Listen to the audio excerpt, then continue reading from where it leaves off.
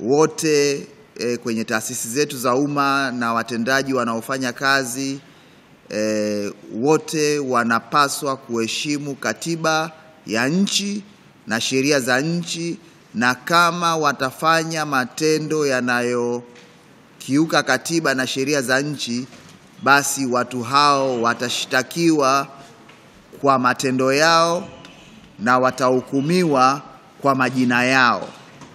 Kwa hiyo hili jambo ambalo mahakama ya rufaa imelisema kwamba kutukumbusha kwamba kwenye nchi ya kidemokrasia ambayo Tanzania ni mojawapo, hakuna aliye juu ya sheria, na yeyote ambaye ameapa na kula kiapo kwamba ataiheshimu katiba ya Jamhuri ya Muungano wa Tanzania na sheria zinazotungwa na bunge au kanuni zinazotungwa na mamlaka nyingine,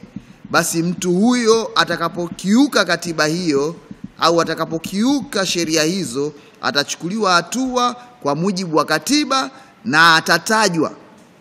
kwa jina lake na sio kupitia mgongo wa mtu mwingine. Kitendo cha mahakama kupata ujasiri wa kulisema hili